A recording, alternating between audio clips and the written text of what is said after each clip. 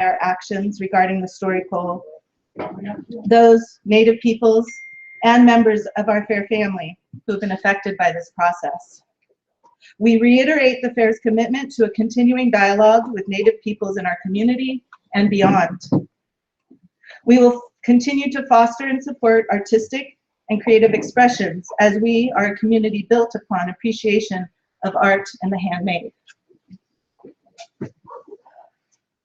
Communication, compassion, and respect are essential to healthy communities. As we carefully examine and consider matters of cultural appropriation and the freedoms necessary for artistic expression, we recognize the complexities involved. We are grateful to everyone who has engaged in this essential conversation and to those who have provided input to the Board of Directors. It is our hope that a healthy dialogue will continue.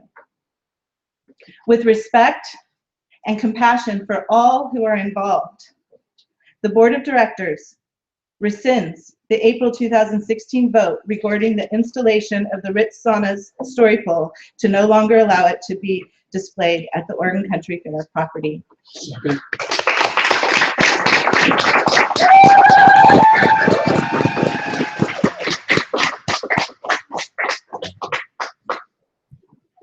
Our process is now we have member input who would like to address the board regarding this motion. This is the time when it's important that you give your name, please. My name is Paul Fuller, and I find that when does art not challenge some culture?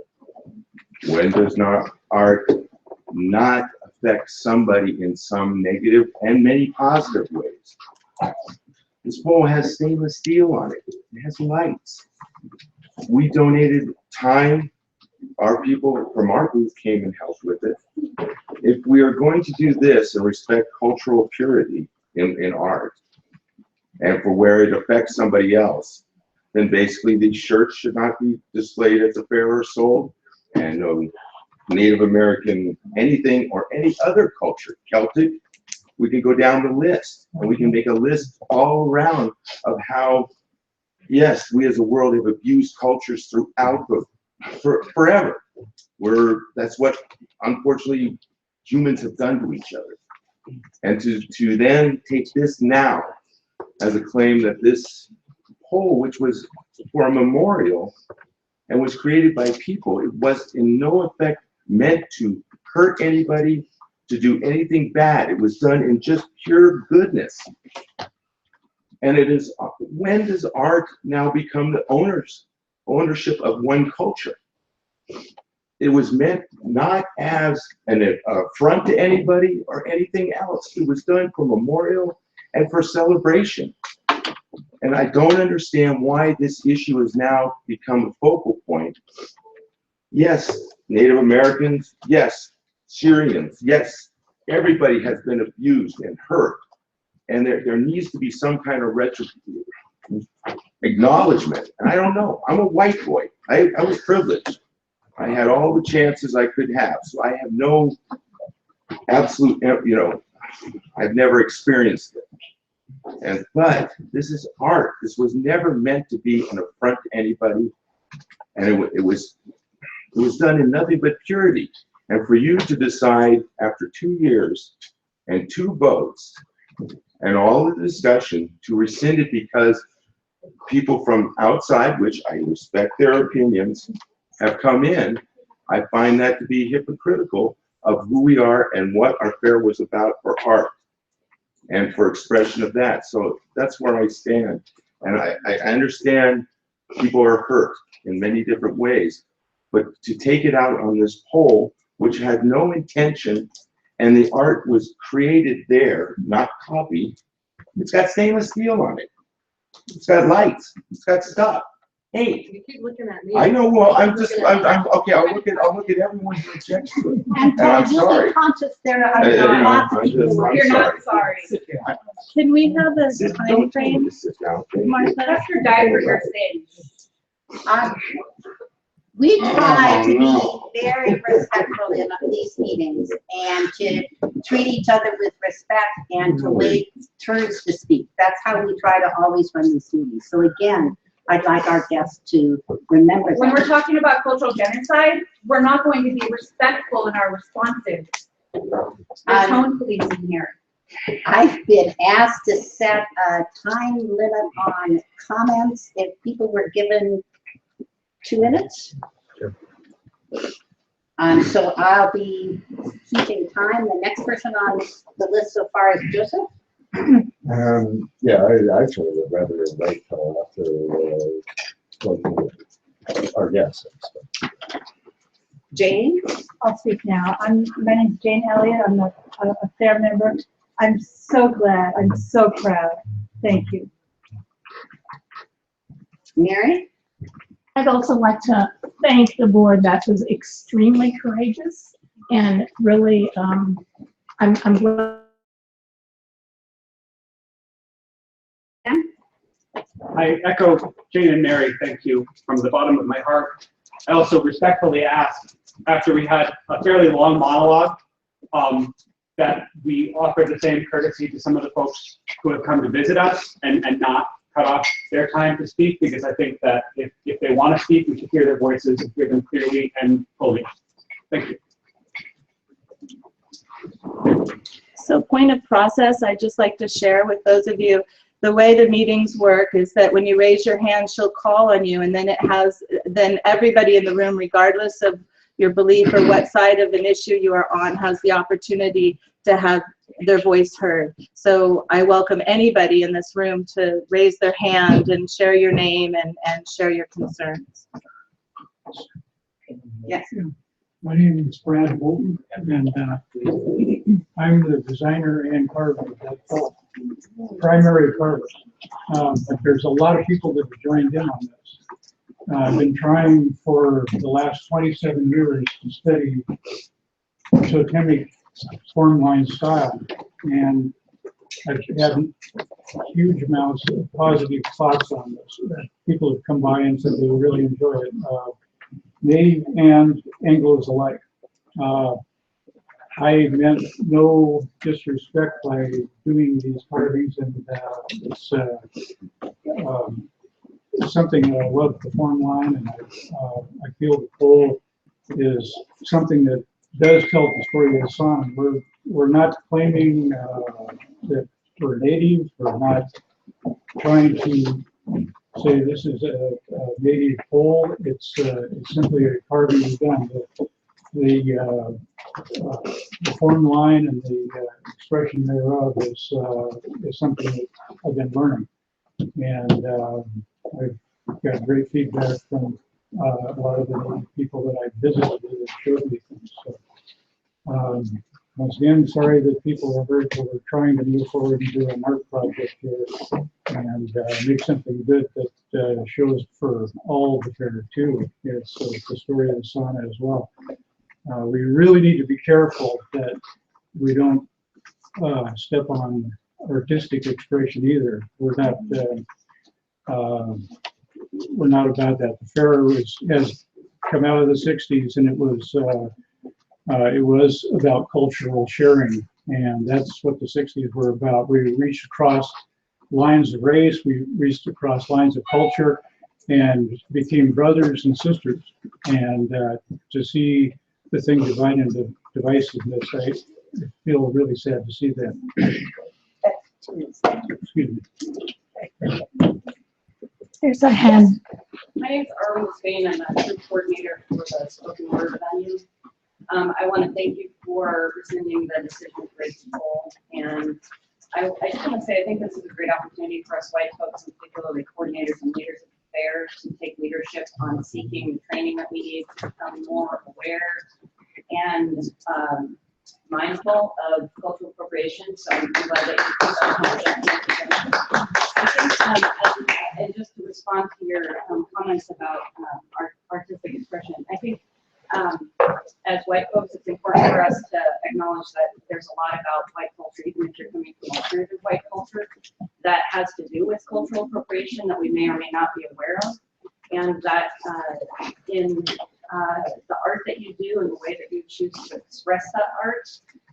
If people are coming forward and saying that they are finding it to be an appropriation of their culture, it's actually the practice that we need to foster is of humility and listening to those voices. Because we don't want, I mean, I'm assuming because your intentions are so positive, we don't really want to participate in the perpetuation of cultural genocide. That isn't what we want to do, right? As a fair, that's not our mission. So the practices that we need to start incorporating really have to do with listening, but also I'd like to point out that this isn't just about a diversity training we need. It's not just about learning about white privilege. I actually think that we need to go further with the work, maybe a series of community discussions that really is more about reconciliation, reparation, some restorative justice kind of process. I think that's actually going to be more healing for a community and work on really the deeper work that we need to do as a community. So I would like to propose that that's part of next month's discussion, which I would try to be for. Great, and there's your 2 minutes. Great. Thank you. Thank you very much.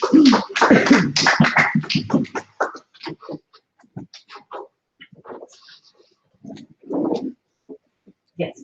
My name is Ada Ball. I'm a community member. I've lived here in Eugene for about 7 years now, and I'm also an enrolled tribal member of the Confederated Tribe of Siletz.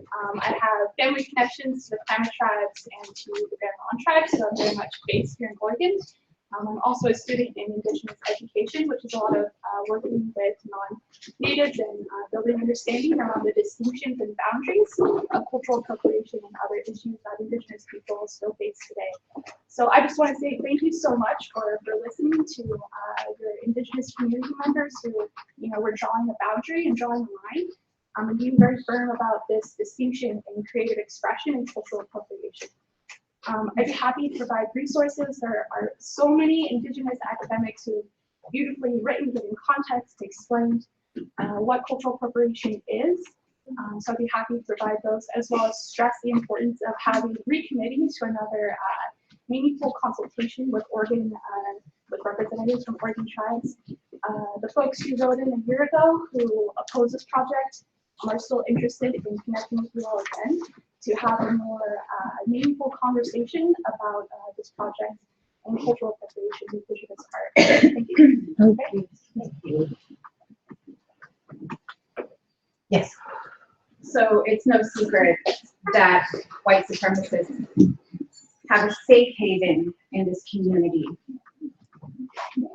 We have Nazis, quite literally, in Springfield that drive up and down the highway, that are going to our universities, that are threatening our very safety.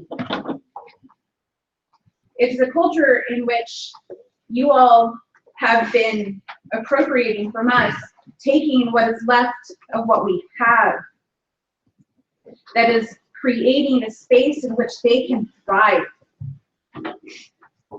I came here expecting to talk about how nearly 30,000 Alaskan Natives died a little over 100 years ago due to the gold rush.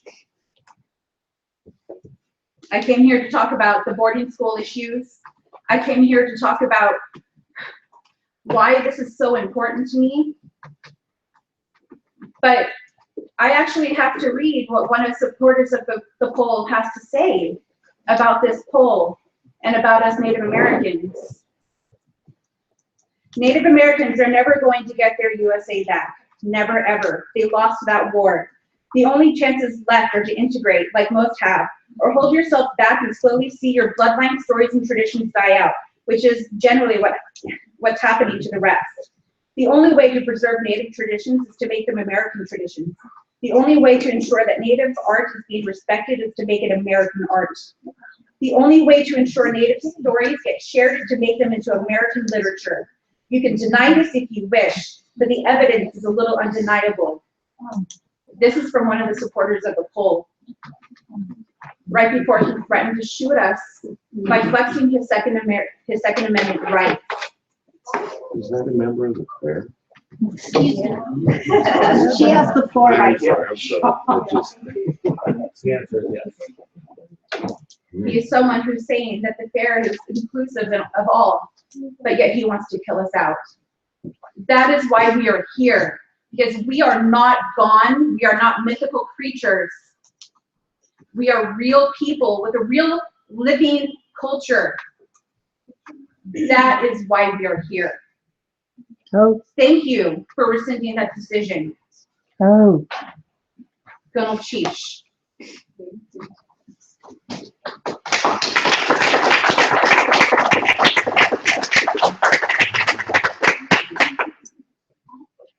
Do you mind telling us your name for our minutes?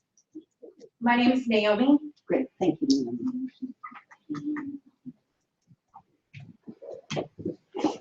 Joseph? And my apologies to all of the people that are project. We are learning, and I believe that this project at the outset, it did come about with good intentions. A lot of people have put their artistic talent into this project also, which makes it a real conundrum. But also, frankly, when it came up, we really did not give the tribes and nations adequate time to respond. 30 days is not appropriate. We would not try to make a critical decision or give a response on an issue like this in that sort of timeline. We made a mistake because we were in a hurry, because we had made some mistakes from the start. And I hope that is not yet passed, but I am hoping that our board will pass this motion and we will back up and we will start up this conversation. I hope for the nature of what this story poll is, that it will go up to honor those people, to honor the art that goes into it. And I also hope that we can find something to do as an organization that will support our Native brothers and sisters in a real way. And to that we have to That's ask your time, you. Joseph. Okay, thank you. And George? I'm George Braddock, Rich Sauna at the Oregon Country Fair. And the Sauna's primary interest is to find a way to move forward with this discussion. And I think that needs to happen in a meaningful and respectful way. And I believe that we've tried to participate in that way at every meeting that we've been involved in. And throughout the course of this discussion, we've respected respectful discourse and a democratic process. It's a little difficult to stand up here and be accused of being a white supremacist because we happen to have a different perspective on art and the meaning of art and the origin of art and how art informs other art. It's also a little disappointing to imagine the people in this room could compare the work we've done to the creation of this story poll to the active cultural genocide that took place in the schools in Canada. That so diminishes what happened in Canada. By comparison, this is nothing. This is nothing. And those people in Canada, those Indians in Canada, to whom this happened, who suffered this the front, what did they do most recently? Most recently, they erected a 19-meter tall pole of reconciliation. A pole of reconciliation. You know, because how do you move forward? How can you set that right? You cannot set that right. That can never be right. It's a horrible thing to do. A horrible thing to do to any other human being, regardless of their nationality. George, that's the time. Thank you. Let him speak. Okay. Regardless of the nationality. And in reading about that, you know, the conversation went like this. Reconciliation is not about forgetting what happened. Reconciliation is not about forgetting errors that were made. And I truly apologize. I truly apologize that people were offended by the artwork that we've created at the Ritz Sauna for 27 years. For 27 years, we've celebrated this meeting for its beauty, and for its strength, and for its story, and for its nature of the Pacific Northwest. You know, larger, when I think about the Pacific Northwest, I think about a bigger area, a bigger geographic. And I fell in love with this art form. And I guess for that, you know, I apologize. I apologize. But in the creation of the story code, it's about our story. And so if you look out there and you say, who are the greatest carvers? Who are the greatest carvers of vertical sculptures in the world? Without questions. Without question. The carvers of the Pacific Northwest, and in particular, the carvers of higher nation. So why wouldn't you learn from the best carvers in the world? Why wouldn't you want to emulate that style and that technique? Why would you not want to celebrate it? Why would it not be something you would love to accomplish? To claim it? To claim it as our own? To claim it as our blood? We claim it as our blood. We never claimed it as our blood. We never said the story pole was anything but our creation. The creation of our community. The same way Haida poles or Tlingit poles or West Coast poles, Bella Cola poles were created by their communities to express a moment in time, to talk about their own lineages, and for us to talk about the people we lost. The people we lost. And this pole was to commemorate that. This pole is a memorial. This pole is many things. Haida poles were a story of an event. It's a story of a potluck. And it told the story about the people involved in that potluck. It was their story. It was their story. That's all it was. A moment in time, recognized in this photo. And our pole is a moment in time recognizing our group. So I'll yield. But I wanted to say that we're interested in moving forward with this process. And what saddens me the most is that this started off with us not being included. And so when this came up, people told me from the Fair Administration, do not respond. The Fair will respond. So we didn't respond. We didn't rebut any of the false statements. We didn't rebut any of the misinformation. None of it. Because we were told not to. And now we're told tonight that we've lost the fight because we never came to the ring.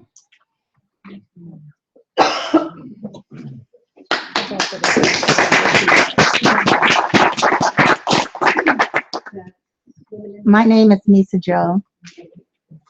I'm speaking specifically to the three gentlemen, the maker of the poll, and the people who want the poll up that spoke from your heart about what it is that you're feeling. I have to tell you, I am Japanese American and I follow the Winnemem Wintu way for the past 30-some years, most of my adult life. I want you also to know I was here during the 60s. I was here during the beginnings of the fair. And so I know what the roots of this fair is. And I used to enjoy myself and come all the time, but that's another story. You weren't, I don't know what you think a white supremacist is. You know, a Southerner maybe, Confederate, hates people of color. I want to explain to you that there is an institution in this country and the younger generation have put a name on it fearlessly. They call it what it is. They call it white supremacy.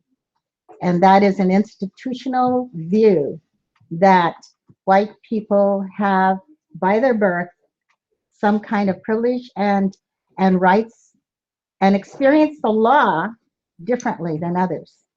Now, I don't know this because, as I said, I'm Japanese American. I went through the school system until I met Indian people.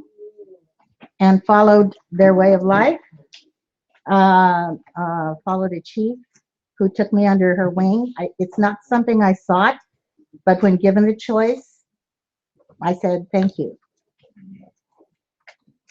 This country does not treat the Indian people the same way as anybody else.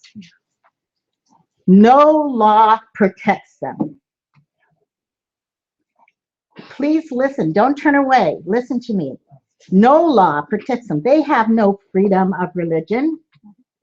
I just went through a coming of age ceremony with the next chief coming through, becoming a woman, and it was attacked by the Forest Service because they said, you're unrecognized tribe. So there's a whole, you know, there's like 90% of the California Indians have no freedom of religion. There is no due process.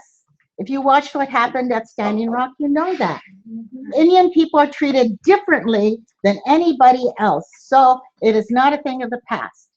If we ignore it, if we don't stand up to it, if we don't listen, if we don't learn, we're holding on to that unnameable privilege of being able to ignore it.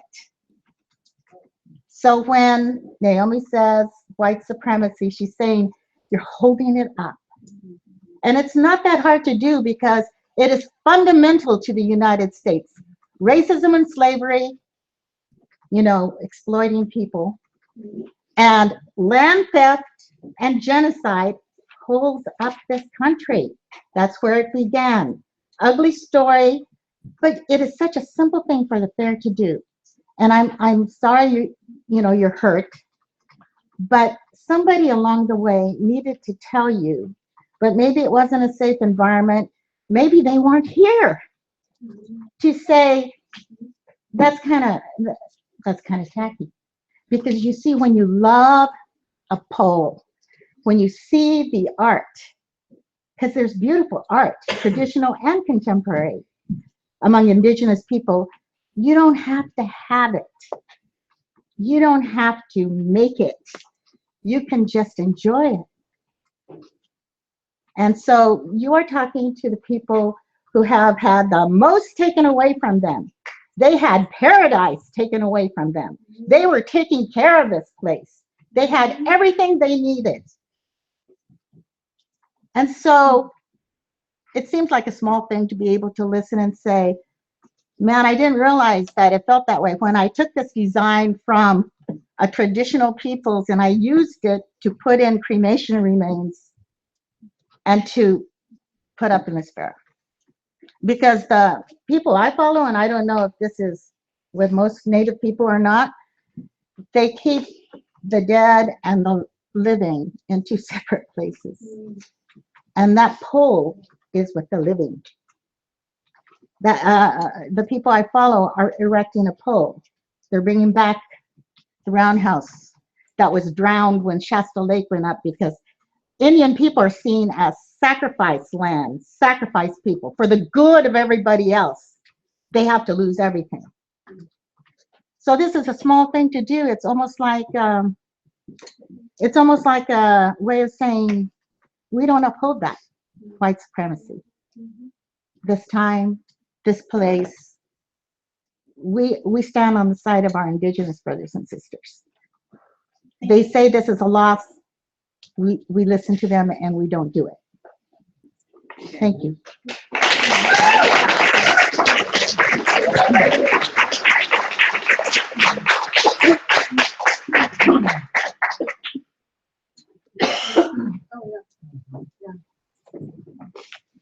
My name is Rowena Jackson. I'm Thomas Road up Navajo Paiute. And I also just learned that I'm part Malala. And I didn't learn that till I went to my own Chihuahua ceremony down in Chiloquin, Oregon. And I just learned about this. I've been here since the year 2000. And you know, I've been through a lot. When I was a little girl, I was told that I wasn't Klamath anymore. The government disenrolled us. I had no idea what that meant. I do now. I'm kind of glad I didn't know then.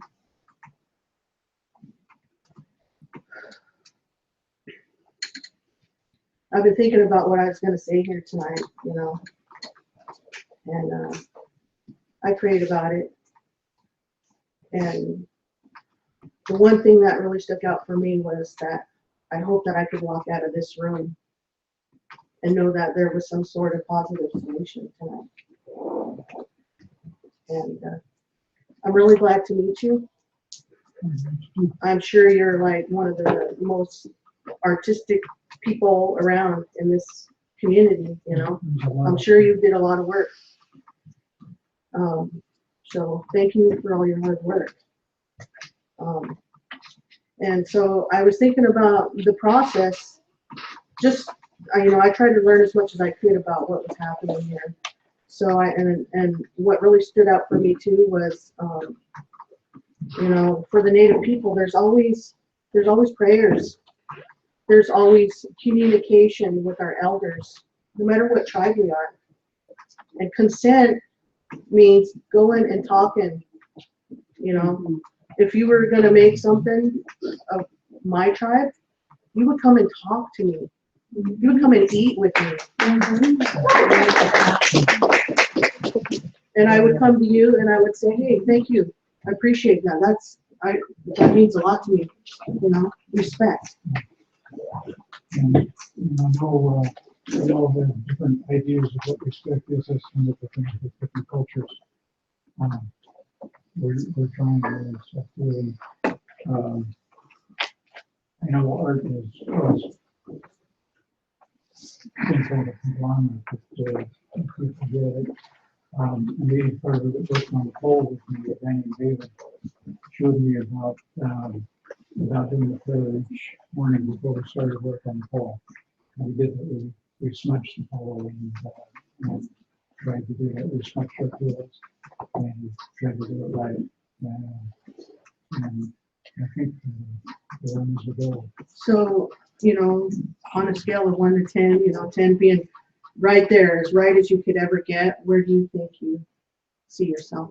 I haven't a clue really, but so you're not on the scale. Although it's every time. Okay. Okay. But yeah, I'm trying to do it right. Okay. So if you had some ideas of what maybe right would be, would you be open to that? Would be definitely willing to listen to people's thoughts. I think we all are.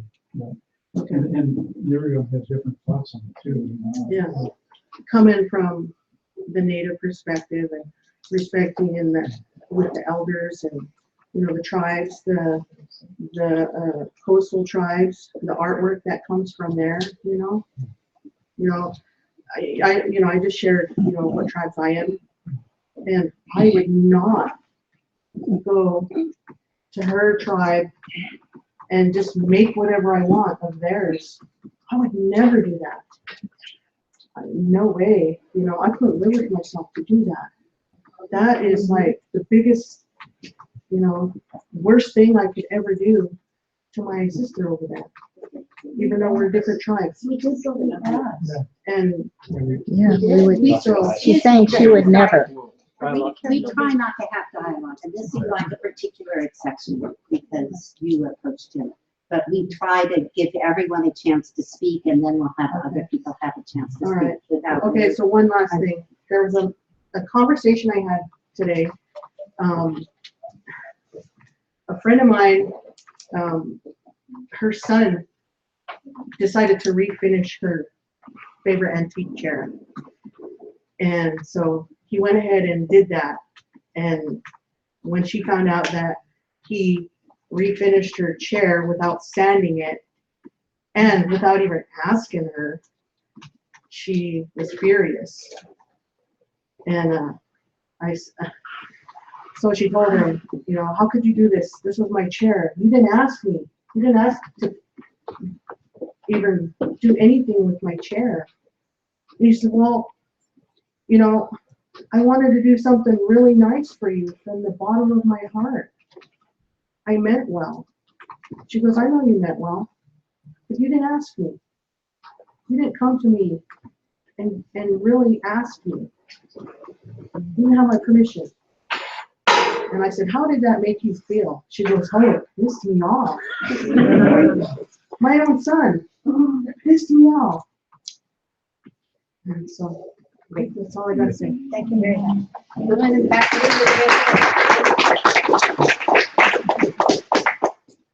Yes. I'm just curious. Could you tell us your name? Tonya. I'm not sure why people who were working on the totem pole, the story pole as they call it, weren't using their own culture's art instead of another culture's art. Yes. Michelle, thank you.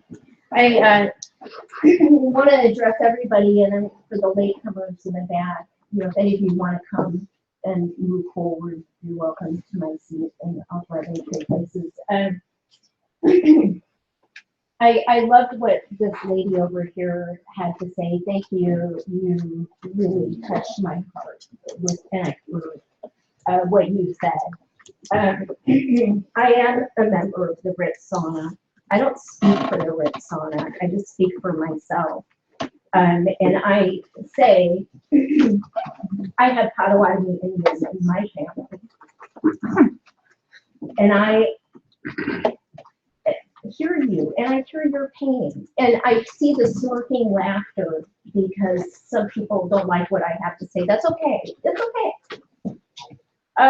You know, family, as this lady says, we piss each other off sometimes. And we are a big family here. I look around this room, it's an incredibly diverse room, and it's beautiful that so many people can be here and speak from their hearts and speak loudly and clearly and be heard. And thank you for listening to me as well.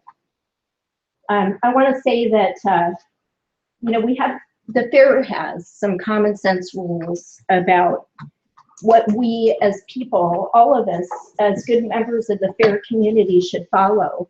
There were rules of procedure. There were rules of community, compassion, respect, art. And I apologize for my ignorance. You know, I've learned a lot from this process. I really have.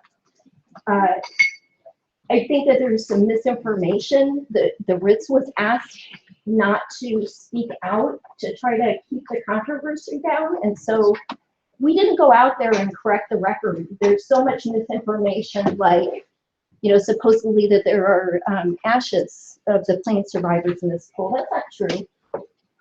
Michelle, that's your 2 minutes. Can I also just say, we did speak to the HIDA before the poll. But this is on California. I had the floor. We did HIDA art. We spoke to the HIDA. We were inspired by the HIDA art. This poll is our figures. It's not HIDA figures. It is art. We hear you. We are looking for a dialogue. We are looking for reconciliation, and we want to work together. That's the spirit of the poll. And I will say that I am ashamed of the fair board for going through this process for 2 years, and we were only notified at 1 p.m. today that there was any issue. And it seems that the decision was already made. That's shameful. Elders and leaders that get to do that. Okay. People who've spoken once. Yes. My name is Alice Wheeler. I've spoken here before. I am a 30-year member of the Ritz Flamingo Clan. I am heartbroken and profoundly sad for all of the sadness and the suffering and the racism and so much of what is going on, particularly over the last few weeks on social media. It is truly heartbreaking to me every single day. I can't read it anymore because It doesn't just come from one side or other, it comes from everywhere. It is terrifying and messed up.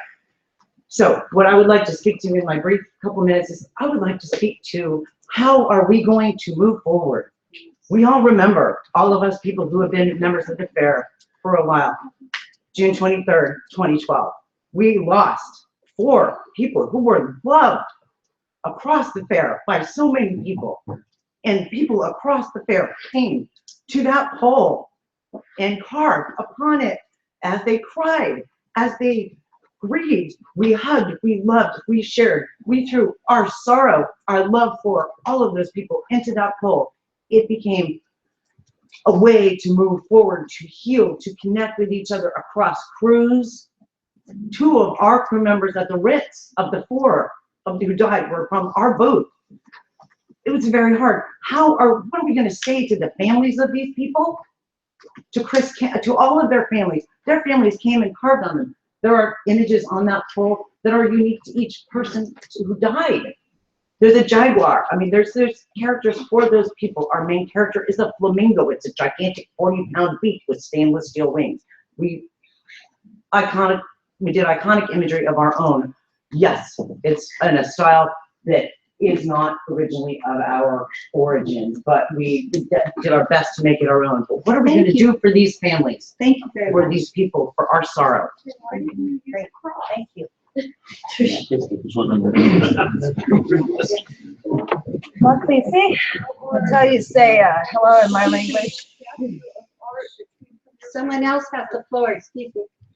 Yeah. Mark Lisi, that's how you say hello in my language. I just wanted to introduce myself. Can you repeat that? Mark Lisi. Yeah, Mark Lisi. And your name, please? Chicas. Chicas. Thank you. Yeah, I'm Little Bird. I am also the same people that Rowena's from. And I'd like to say that I see a lot of hurt faces on people who have an adoration and love for art, which I do as well. I love art. Art's freeing. Art is where I find myself. I get into those paints or those acrylics or the beads or the pencils, anything. I have paint on my wall. And it's like we want to find some deeper, like, spiritual meaning, some deeper sense of self, because Walmart just doesn't sell it. You know, I can't find it in this fake plastic culture that we live in today. And that's not your fault. It's not our fault. But we can't hurt each other, whether intentionally or unintentionally. There are people out there who will take it and exploit it and hurt Indigenous people over it. And it may not be an intention from you or from anybody in this room, but we've had some death threats and some threatening people. Yes, I know it's social media today, with a racist Cheeto in office. Things are pretty tense politically these days, and we got to make sacrifices sometimes to bridge a gap and show the people in Washington how it's done, because we're Oregon, this is the Northwest, and this is how we do things. We listen, I hear your pain, and I just want you to hear ours, because we have people that we can't find because they're dead still. Like, we have women, I was one of them, who was like, why am I here today? I'm a survivor of this kind of stuff. Now, anybody who wears a headdress may not intend to do that to me personally, but we got to have these cultural competency meetings, these discussions, because other people in this room have daughters too. And it's very, very important. And I'm speaking this from the heart to another artist. And I really appreciate everything everybody's had to say. It's time for healing. Thank you.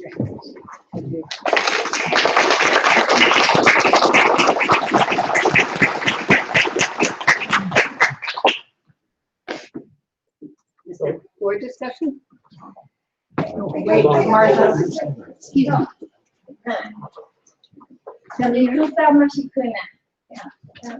Hi everybody, buenas noches. Good night everybody. My name is Erika Ricango. I am an indigenous Kitu, indigenous woman from South America.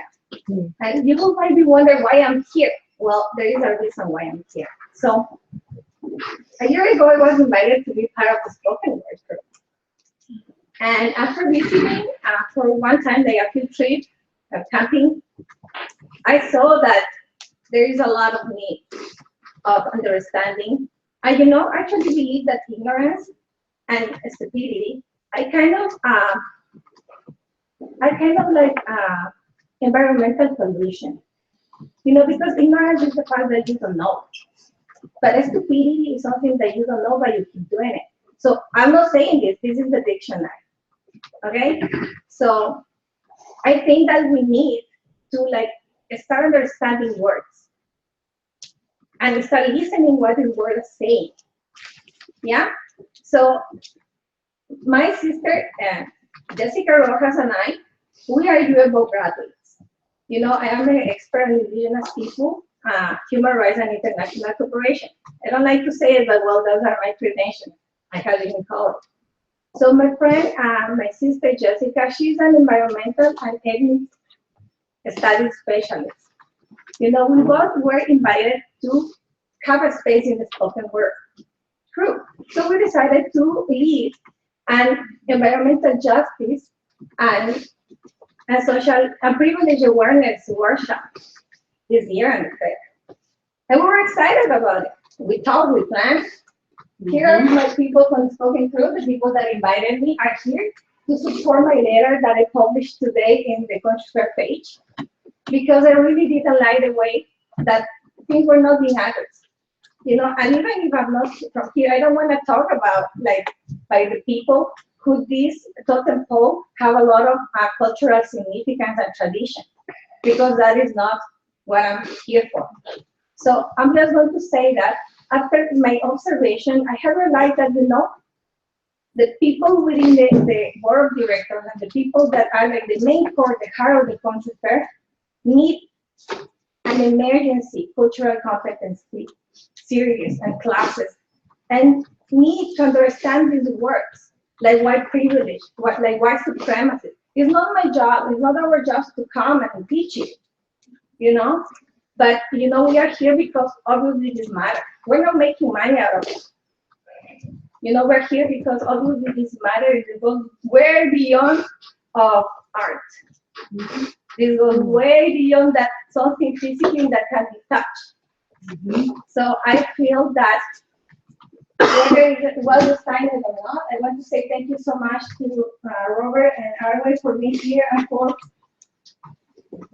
disseminating the letter I wrote to all the people that you think that you have to have. My sister and I, we canceled our event for the fair this year because of the situation.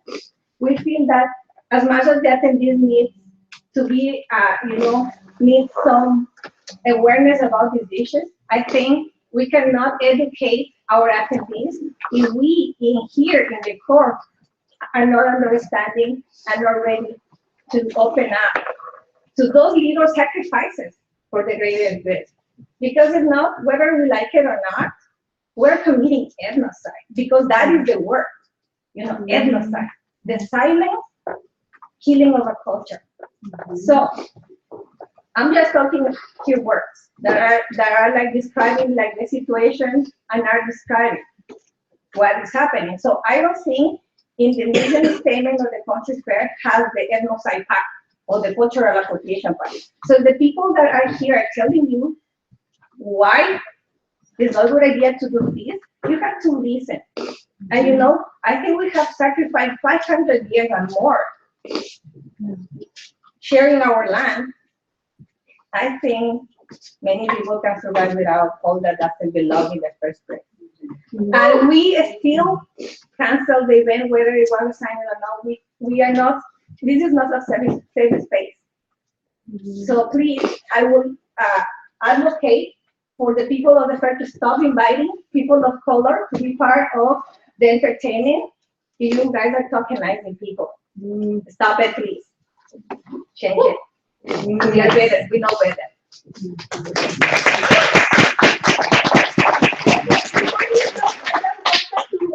To give the word to someone else that is here. He is a member. He Joseph Norbridge is a member of the Tlingit Nation, the Eagle Clan of Southeast Cisco. Hi, my name is Joseph Shopridge. I heard reconciliation is necessary. I heard that from a couple different people. And a good start to that would be not arguing and not going against the local indigenous people's wishes. If you want to make reconciliation with the indigenous people, fighting with us and arguing with us about your right to our culture is not a good start. If you want to be an ally, if you have an appreciation for our ways, you have an appreciation for our culture, it's okay to sit back and admire it without stealing it, without bastardizing our ways, without coming up with your own interpretation of our ways. Our ways are important to us. We don't have a lot of our culture left. What we do have left, we hold on to very dearly. And if we choose to share it with somebody, that's our decision. It's not okay just to find a part of our culture and take what you want from it, or to change and alter our ways. You've heard it from every local indigenous tribe here. My people are from Southeast Alaska. We're renowned totem carvers. You have actually now heard opposition of your story pole from every indigenous tribe along the West Coast here. If you want to respect and honor the indigenous people of the West Coast, not arguing, not fighting for a right that's not yours to begin with, would be a good start.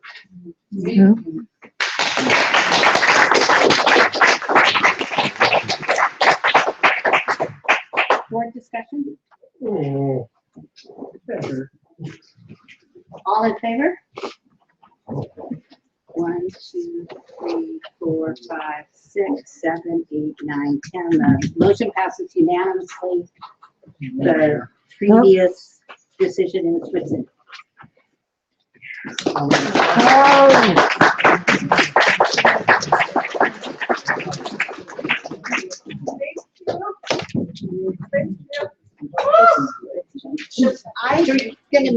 Should we take a little break in case people want to? Yeah, let's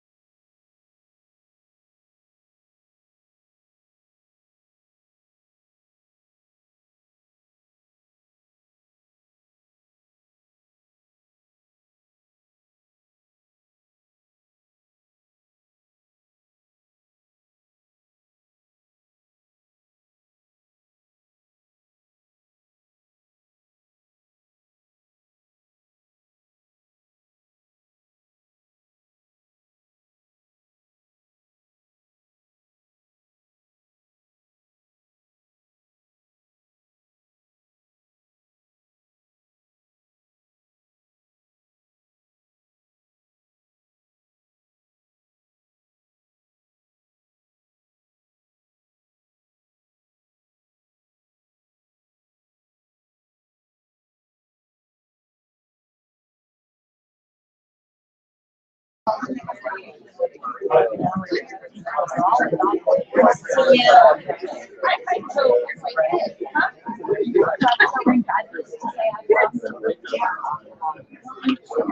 one of the cool kids.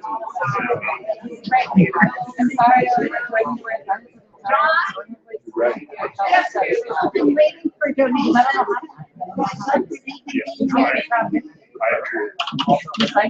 Here we go, let's get this shindig on the road.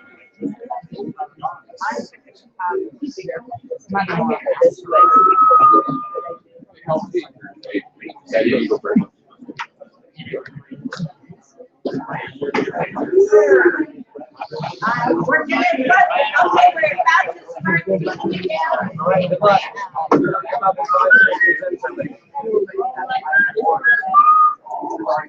I got distracted in the middle of agenda review, so we're gonna go back to agenda review.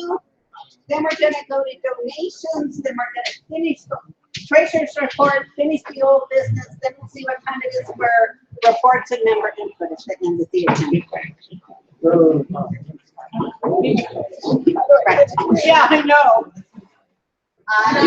Dear video crew, you're encumbering the board. They have to walk all around everything. Yes, can we have longer boards next time? Okay, Randy's about to give the treasurer's report. Oh, and you know the story? Thank you, Martha. Thank you, Martha. Thank you, Martha.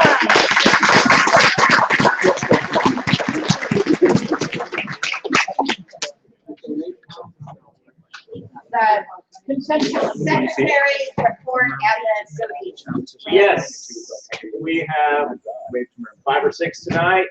One is for the Sweet Home Lebanon Farmers Market. Is there anyone from that? I believe that she wasn't able to make it. Diane is sponsoring that for $1,000. The Village School Kitchen. There you are. All right. And Kenya's sponsoring that one. Patterson Preschool Cooperative, Lucy is sponsoring. I believe that they were able to make it. Bertha Holt Elementary, hello. Yes, Kenya was sponsoring that one for $1,000. California Watershed Council, it turns out that their silent auction was last weekend. She said that they would pick up for this again next year. And then the Dome School. And there you are. So, and John's sponsoring that one for $1,500. So this would be the time. Let's just kind of go top to bottom as we did. Give us a sentence or so about what the money is going to be used for, and I believe Village School will be first. This sentence is really hard. What do you agree? How's that? Real low income public school in Eugene, serving kindergarten through 8th grade. We do all of our meals from scratch using mostly organic and local. We moved to a new site, building a new kitchen, trying to get the equipment to continue our awesome program. So thank you for your consideration. Hello? Great. Thumbs up. This is the consent calendar, so there's no member input here, just a brief discussion. Thank you so much. Great. And Patterson Preschool? Right there, we're here. Bertha Holt. My name is Carmela Fleming. I am the school social worker and equity and diversity leader. We are putting on we changed the name, a cultural heritage celebration. Last year we had over 500 in attendance off of $100. And we are asking for $1,000. We have 3 special ed programs. We house also the School of the Deaf and Hard of Hearing. We have 65% free and reduced lunch. And we are looking to, this is a free event for all of our families to come to. There's arts and crafts, there's entertainment, and we feed them. Thank you. Thank you. And Dome School. Can we close the door? I'm having a hard time hearing. Sorry. I'm Melissa Gustafson. I'm a Dome School alumna, and my mom is the co-administrator and asked me to be here tonight.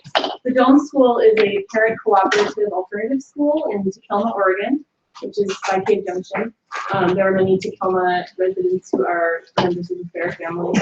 And the Dome School is the custodians of this community building that is really the only communal gathering space in the area. They've been serving the community for 40 years, and since 1983, they've been in this community building, and they're bursting at the seams. It is used during the day as a school, and during the night and on weekends, they rent it out for all sorts of events, benefits, parties, you name it, community events. And it's a lot of work putting the school away every time they have an event. They have to wheel out all the bookshelves. They have to, put the entire school packed away, put it all out again for school the next day. They are doing a massive building expansion that will nearly double the amount of space. So the school will have dedicated space, and the community building will have dedicated space for the entire community. It's a $325,000 expansion. They have only about $70,000 left to go. They have 30 other things that they are currently working on to make up that $70,000. And this is great. Thank you. Great. This is the consent calendar, but we typically don't have comments. Can I comment on this anyway, please? I'm a former resident of Tacoma, and Gunnar went to the Dome School for his first year of preschool. And I can personally attest to having taken apart and put back together the classrooms every time there's an event there for the weekend. And it's a huge chore, and it takes a huge group of people. And it's an ongoing thing, and this project has been in the works for quite a while, and I highly urge you to support it. All in favor of the consent calendar? 1, 2, 3, 4, 5, 6, 7, 8, 9, 10. Passes. Requests have been granted. Thank you. Thank you. Hillary, is there a report other than what might be submitted in writing? I think we may be submitting. Yeah, we don't have any special requests. Yeah, we're going to start on our financial review process for the 2016 year, and yeah, things are going normally. Great. Is there a motion to approve the minutes of the April board meeting? I move that we approve the minutes of the April board meeting. Thank you. Thank you, Sue. Is there a second? Yes. Diane,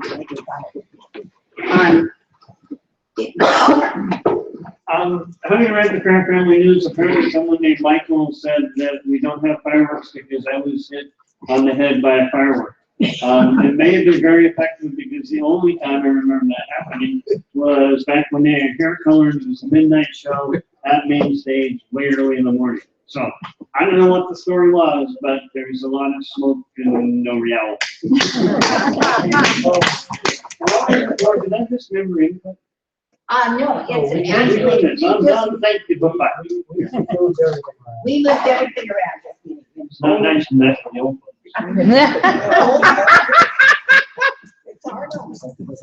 Other member input regarding the minutes for discussion? All in favor of approving the minutes as amended? 1, 2, 3, 4, 5, 6, 7. Opposed, abstaining, and Indigo, Casey, and Sue.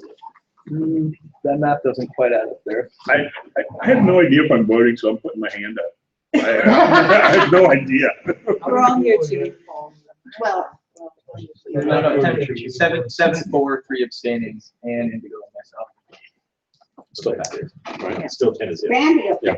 no, but they were. Right, okay, I got the abstentions, and I'll mess with that later. There you go. I won't Is put my there hand up anymore. a motion to appoint Otis Gregg as coordinator for path planning? Justin? Yes. I second it. Oh, great. I'm sorry. Member input? Well, I don't believe path planning has a board. Yeah. We have chairs, which are Justin and Colleen.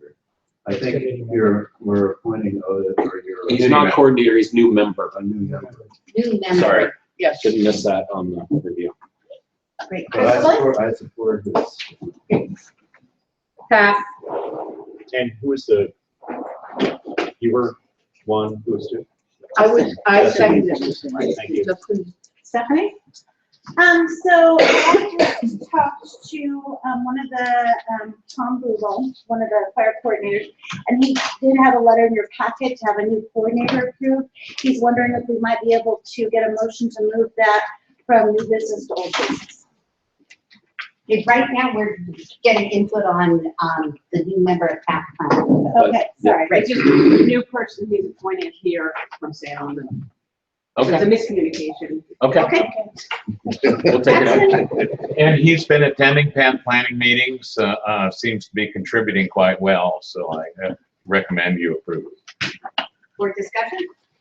All in favor? Yeah. Yes, Justin? I just, I know Otis, to Paxton's point, he's a good addition to path planning, and he comes from Booth World. The Booth World, and actually Free World as well. Yeah. So anyway, ditto. Great. All in favor? 1, 2, 3, 4, 5, 6, 7, 8, 9, 10. We'll do the people who are up here, and then we'll go to fire. Okay. Justin? Yes. Are you moving to appoint Vesta Moore and Amy Goldberg as coordinators for the photo booth? That is correct. I'm so moved. Great. Second, and Lucy seconded it. Member input? Paxton?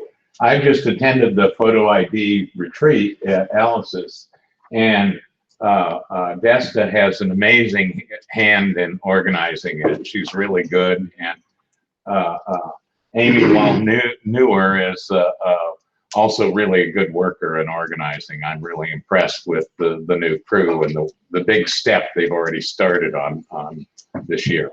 Yes. For discussion? All in favor? 6, 7, 8, 9, 10. Passes unanimously. So the new fire coordinator, what would this name be?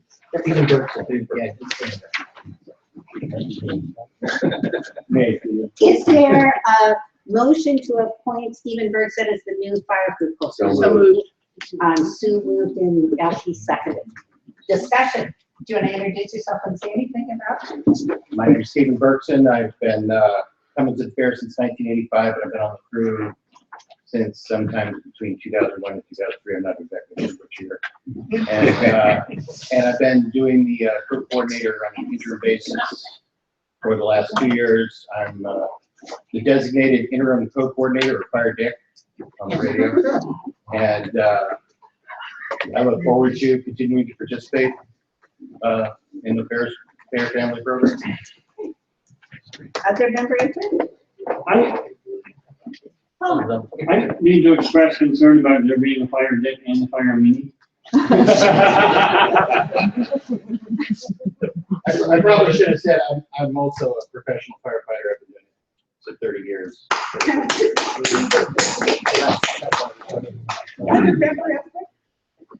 James? I wonder if you had any qualms about what you would say if the fire marshal showed up earlier in this meeting.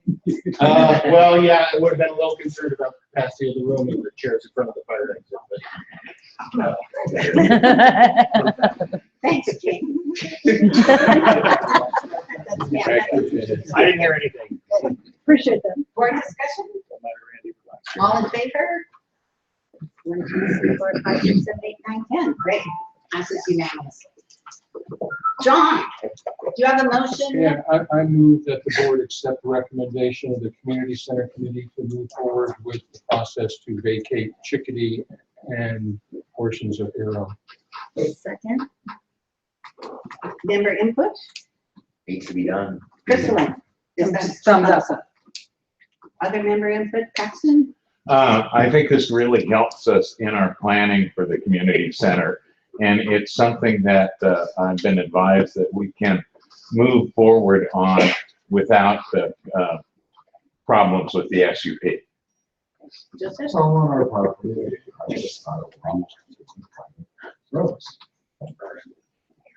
Board discussion? All in favor? 4, 5, 6, 7, 8, 9, 10. Motion passes. Great. Being forced to do this. Reports. Are you happy? All submitted in writing, committee reports and staff reports? Sure. Yes, the board on member input. Alder. Dear board officers and fair family, I believe that many of you have experienced the changes in Eugene's Whitaker neighborhood, which is where the fair's office is located. Those of you who haven't may well have read of its downturns. Regardless, I would like to discussion to begin about finding a new visible home for our staff. When our staff arrives to work in the morning, they are more often than not, they must start by rousing one or more people sleeping on the front porch and all three able to ramp. This is followed by cleaning up litter, clothing, feces, needles, and more to provide a safer and more appropriate environment for office visitors.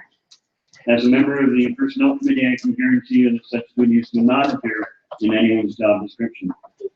The electrical outlet on the front porch was removed because the uninvited guests used it to charge their cell phones, among other things. Graffiti is a reoccurring gift, for lack of a better word. We are currently in the process of building a 6-foot-tall chain link fence down the entire east side of the building, as well as along the back, the north side, to inhibit people from using not just the side of the building, but also the heating and air conditioning equipment as a bathroom. This fence, when completed, will be annoyingly close to the outside of the office building and will be the primary visual feature for anyone looking out those windows on the first floor. Stephanie will be confronted by it every time she looks out any one of her windows. The 2-floor nature of our current office has numerous inefficiencies just by the nature of the separation of staff and work environments. Hiring one more staff person, a likely possibility sooner rather than later, will tip the workspace to almost untenable. Many of us have experienced the dilemma presented by more than one volunteer group wanting to meet in our modified house turned office. And how about that parking? Tonight, as Justin mentioned, registration packets are due. The registration crew is upstairs in the back where Shane and Crystal work because we all were meeting downstairs. How about that parking? I would suggest that finding a more appropriate space in Eugene for the fair's day-to-day business rivals the importance many feel toward the site-based community center. I believe that it is past time for a new board-appointed office search group to pursue a new home for our Eugene staff. Not a cubicle farm, but likely a one-story structure with appropriate work areas, meeting spaces, and parking options. And given earlier tonight's education, I hesitate to say it, but perchance a retired church. This is something our staff is in favor of, and in my view, both staff and volunteers deserve. Thank you for your time and attention. Palmer Burke. Great. Thank you, Palmer. Other member input? None? Well, I feel pretty supportive of getting a new facility for staff for functional reasons. I don't feel particularly supportive of getting a new staff for class division reasons. And I'm hearing some of that in this representation. The Whitaker neighborhood has actually taken tremendous strides over the decades to improve the neighborhood. The problems that Palmer is mentioning are things that are occurring all over Eugene and, at least all over central Eugene, which is where I hope that our new home would be if we do move, because that's what's convenient for most people. I think that we should not abandon the challenge of helping to re-energize the core of our community. Perhaps when we find a new home that meets our functional needs, we can have design applied to it that helps alleviate some of the problems mentioned.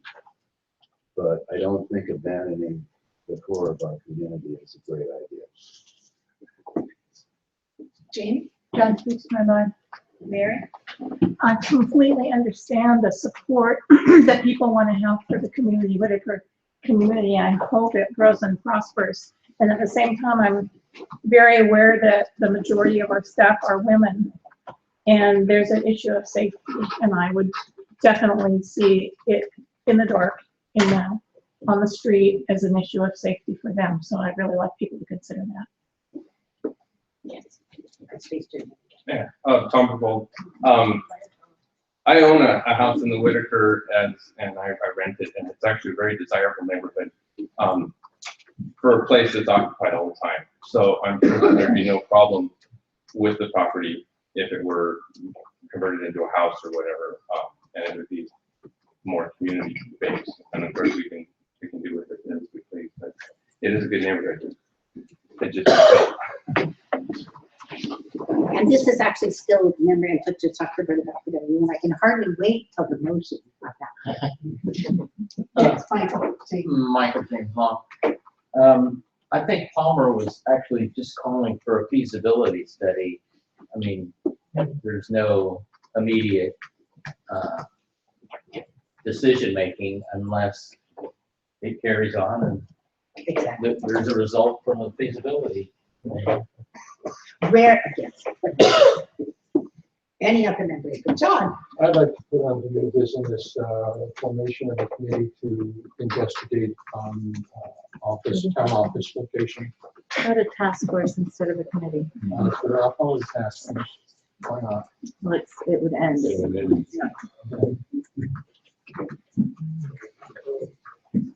Other member input? Indigo? Maybe this is irrelevant, but many years ago, I tried to go this direction when the church, the Unitarian Universalist Church was selling.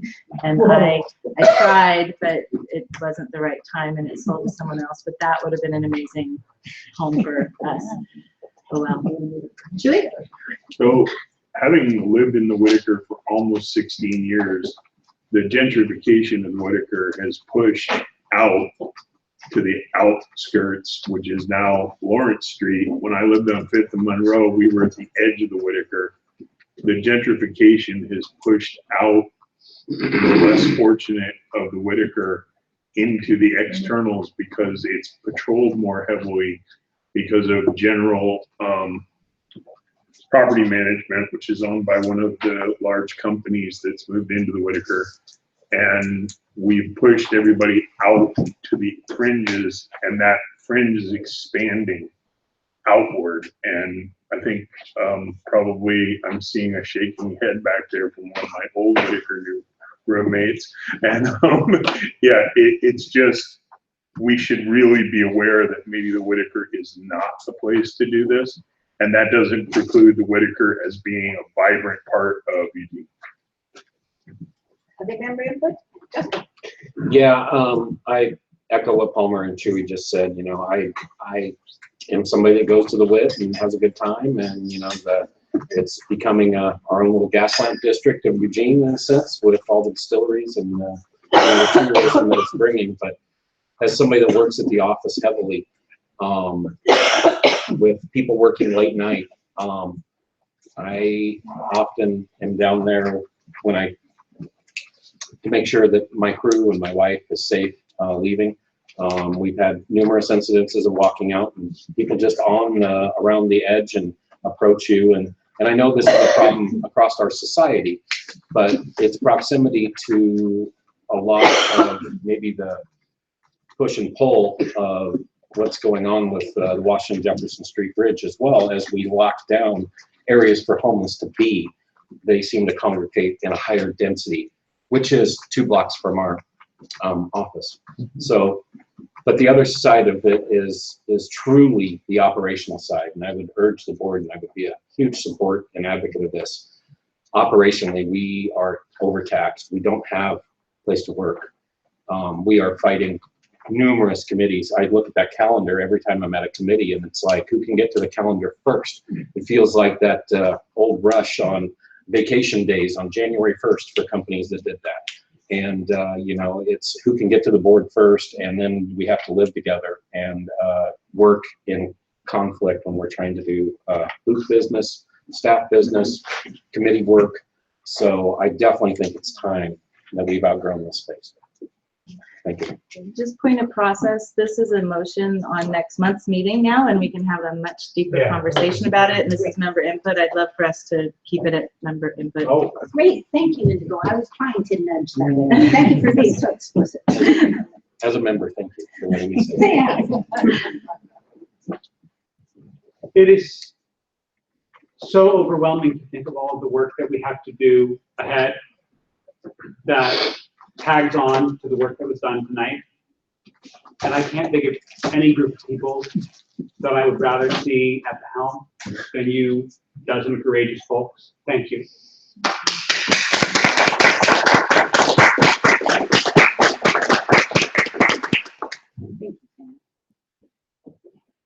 Jack, President's piece.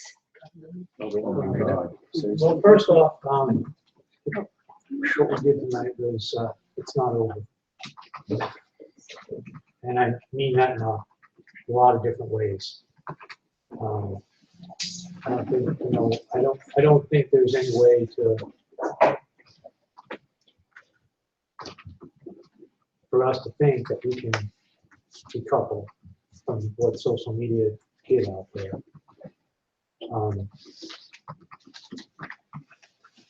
So it's, I think that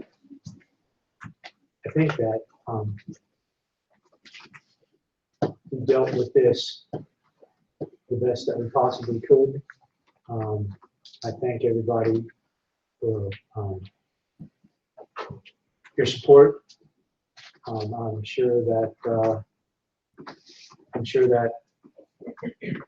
diversity is going to be something that on this real of a level is hopefully in our face, and that we listen. And I do not in any way, shape, or form want to be tagged with some of the people that were supporting what we were doing on social media. It was very hard, and I'm sure it was hard on everybody, but thank you guys on the board. And, peace. Thank you, Jack.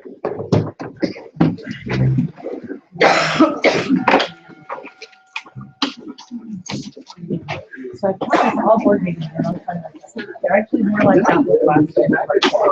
except they go for like 3 hours. Like, Right. think about this, like, Thing after thing, like crunching and grinding. You know, all of